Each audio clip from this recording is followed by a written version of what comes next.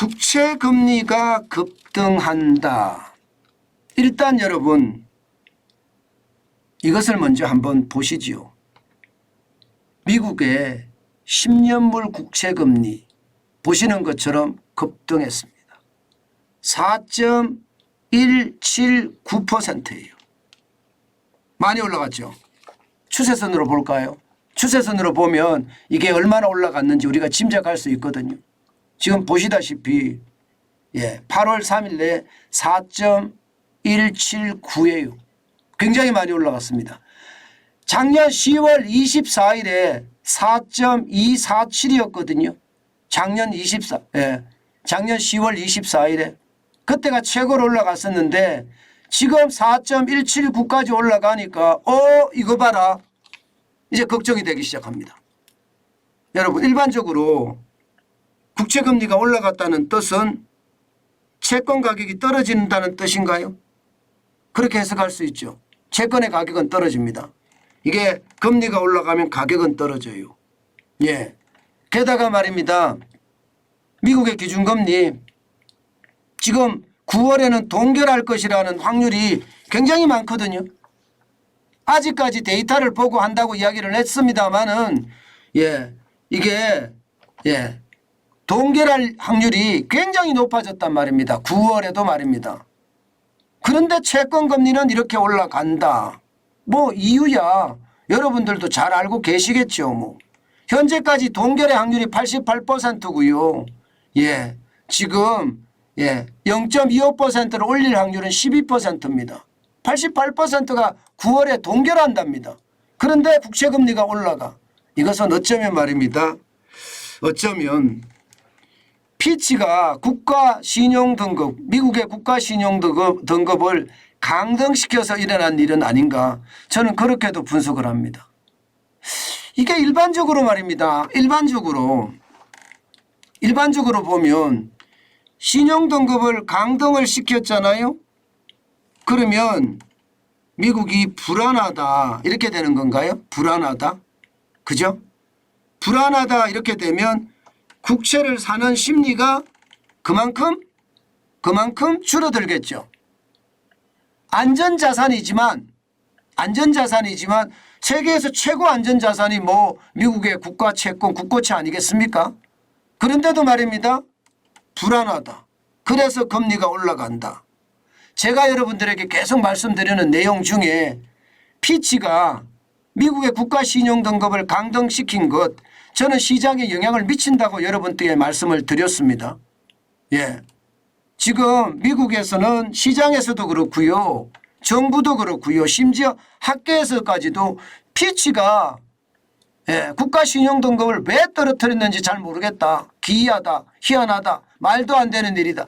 그렇게 이야기를 하지만 저는 그 내용을 보면 그렇지 않다고 생각하거든요. 재정적자가 심하니까. 이게 첫 번째 아니겠습니까? 두 번째가 나라 부채가 더 늘어나는 거고 이게 두 번째고요. 세 번째가 나라 부채가 늘어나니까 부채 한도를 늘려달라고 하는데 여야가 벼랑끝 대치를 계속하는 거예요. 이러면 리더십이 무너지는 거잖아요. 가버넌스가 무너지는 거예요. 그러면 국가신용등급이 떨어질 수 있다고 저는 보거든요. 저는 거기에 대한 충격이 국채금리에 저는 와 있다고 보는 겁니다. 와 있다고. 물론 말입니다. 물론 시장은 어떻게 생각하면 그래도 국채다 이렇게 생각할 수도 있어요. 그래서 조금씩 떨어질 수도 있는데 현재까지 봐서는 국채금리가 안 떨어지는 그런 모양새예요.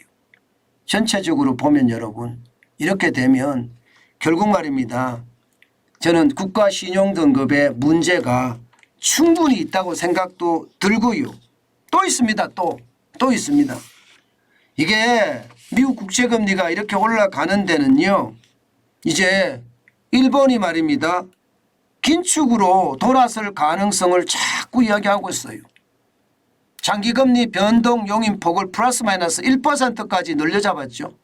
물론 말입니다. 플러스 마이너스 0.5%가 넘어서면 뭐 실제로 플러스 0.5%가 넘어서니까 일본 시장에 개입을 했어요. 개입을 하면서 시장에 더 이상 올라가지 못하게 막고는 있으나 분명한 것은 장기금리 변동용인 폭이 플러스 마이너스 1%까지 올렸다는 것, 이것은 어쩌면 말입니다. 미국, 일본이죠. 일본의 긴축 정책이 시작됐다.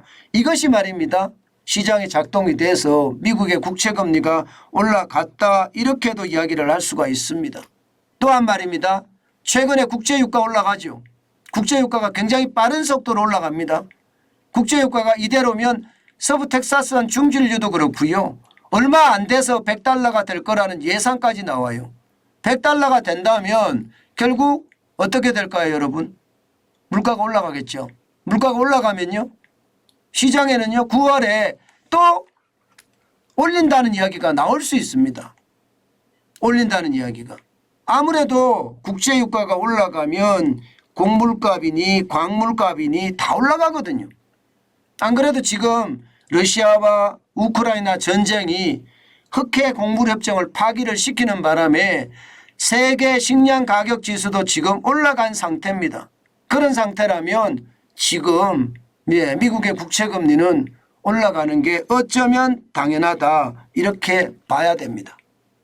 자, 이렇게 되면 여러분 우리는 어떻게 될까요? 우리는 당연히 우리도 올라갑니다. 당연히 올라갑니다. 지금 우리 국고채 10년물 금리는요. 10월 21일 작년에 4.655%였습니다. 그런데 지금 8월 4일 현재는 3.880%예요. 지난 4월 10일에 3.244%에 비하면 굉장히 빠른 속도로 올라가고 있죠. 빠른 속도로 올라가고 있습니다. 국채금리가. 이게 결국은 말입니다. 미국 국채금리가 오르니까 우리 국채금리도 오르는 거예요. 왜? 여러분 생각을 해보세요. 국채라는 게 어떻게 생각하면 미국의 국채든 한국의 국채든 국가 신용등급만큼 안전자산이라고 이야기할 수가 있거든요. 그런데 미국의 국채금리가 올라가면 아무래도 국채 투자하는 사람들 입장에서는 미국의 국채에 투자할 가능성이 더 커지잖아요. 그런 상황이라면 한국의 국채에도 더 투자를 하라는 그런 의미가 또 깔려 있고요. 그러는 바람에 올라갑니다. 자, 이러면 여러분 굉장히 많은 경제적 어떤 영향이 있겠지만 저는 대출금리 쪽으로 방향을 틀어보겠습니다. 대출금리 괜찮을까요?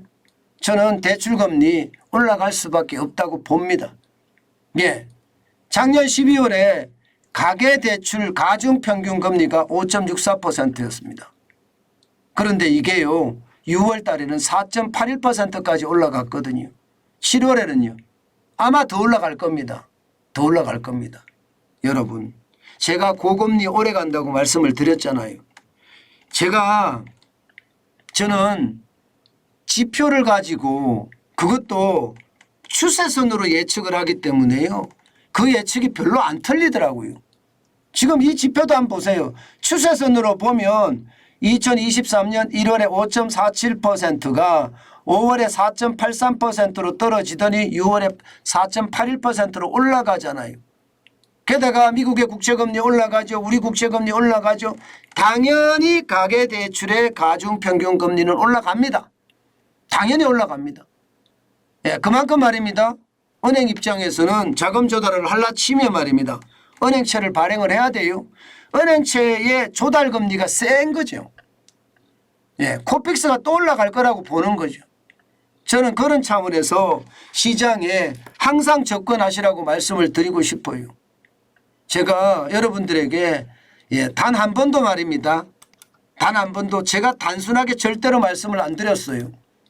왜 단순하게 말씀을 안 드리냐면요. 그만큼 말입니다. 경제라는 사안 자체가 복잡다기하기도 하고요. 변화무쌍하기도 합니다. 그렇지만 큰 흐름의 골은 가져갑니다. 큰 흐름의 골은. 그래서 제가 늘 말씀을 드릴 때 그 큰 흐름, 변화의 어떤 그 큰 흐름 속에 우리는 어디 있어야 되느냐. 제가 그 말씀 참 많이 드려요. 어디 있어야 되느냐. 그 변화의 속에 있어서는 안 된다. 반드시 그 변화를 타고 있어야 된다. 그 말씀을 제가 많이 드리는데요. 이게 사실이거든요. 진짜 사실이거든요. 저는 그런 사실들을 실제 목도도 했고요. 변화의 어떤 그 큰 흐름에 들어가 있으면요. 나도 휩쓸려 버립니다. 그런데 타고 있으면 변화를 볼 수 있다는 거. 제가 여러분들에게 줄기차게 말씀드리는 내용 중에 그게 저는 핵심이라고 봐요. 요즘 같은 시장에서요. 약간 변해가는 그런 내용들도요. 지독하게 저는 쳐다봐야 된다.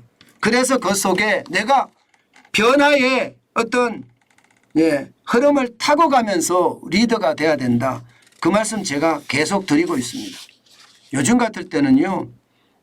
아마 서학개미라고 하시는 분들도 ETF에 투자를 많이 할 겁니다. 미국 국채 ETF에 투자를 많이 할 거예요. 진짜 조심하셔야 돼요. 반토막 날 수도 있습니다.